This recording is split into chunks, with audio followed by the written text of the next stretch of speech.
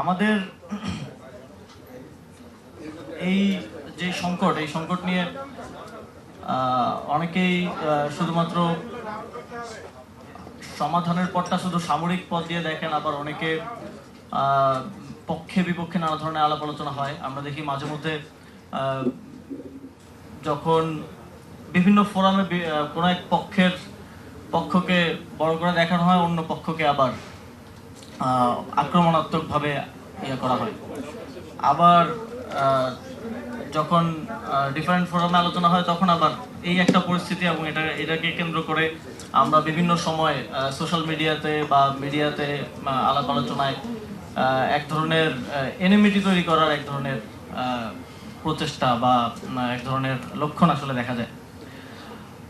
প্রথমত একটা জায়গা আমাদেরকে বুঝতে হবে যখন আমরা এই বিষয়টা নিয়ে আলোচনা করি, যখন আমাদের হিল ট্রেক্সের ক্ষুদ্র নৃগোষ্ঠী যারা আছেন ওনারা ওনাদের অধিকারের কথাও বলেন, একটা রেড লাইন আছে এখানে। সেই রেড লাইনটা হচ্ছে আমাদের সার্বভৌমত্ব এবং আমাদের এই দেশের যে ইউনিটি, সেটাকে রক্ষা করে তারপরে আপনার অধিকার নিয়ে আমার অধিকার নিয়ে সেখানে আমরা কিভাবে একটা সহাবস্থান এবং একসাথে থাকতে পারি ইনক্লুসিভিটির সাথে, সেটা নিয়ে আলোচনা হতে পারে। কিন্তু রেড লাইনটা আমাদেরকে খুব সতর্কভাবে এবং সচেতনভাবে দেখতে হবে।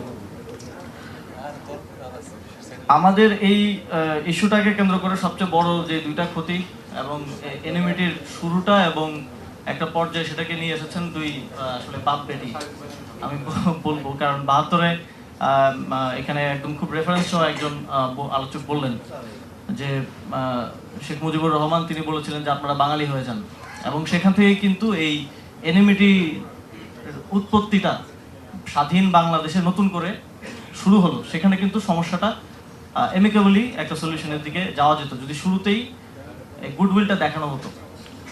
পরবর্তীতে শহীদ প্রেসিডেন্ট জিয়াউর রহমান তিনি খুব তার কিছু উদ্যোগের কারণে আমরা পরবর্তীতে এখন পর্যন্ত একটা পর্যায়ে এখানে আছি। তারপরে আবার শেখ হাসিনা ক্ষমতায় আসলেন।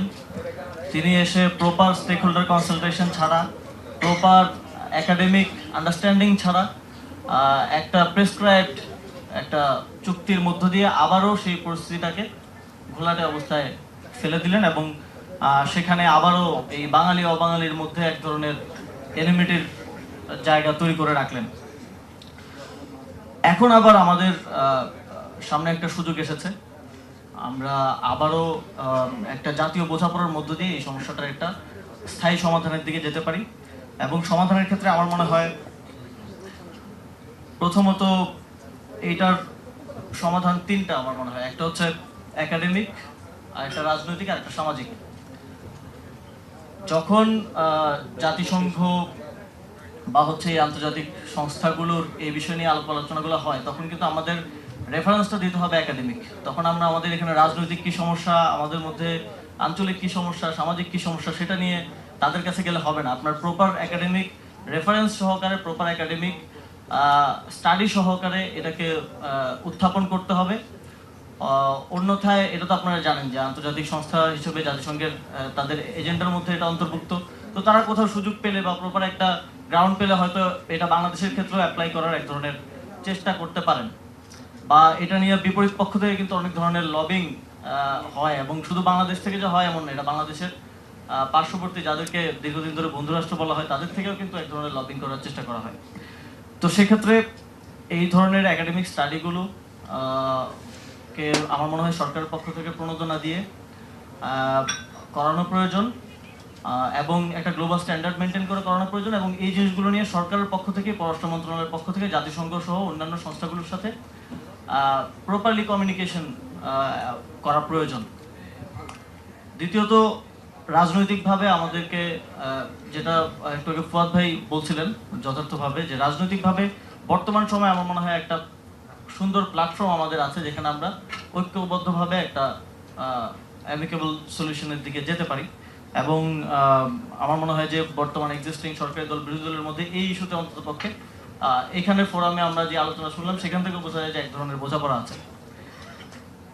এবং সামাজিক সমাধানের উদ্যোগটা শহীদ প্রেসিডেন্ট জিয়াউর রহমান নিয়েছিলেন, যদিও শেখ হাসিনার চুক্তির ফলে সেখানেও এক ধরনের আহ, আহ, পরিস্থিতি কিছুটা ঘোলাটে হয়েছে, তারপর আমার মনে হয় খুব দেরি হয়ে যায়নি, এটারও যথার্থ সমাধানে আসা সম্ভব।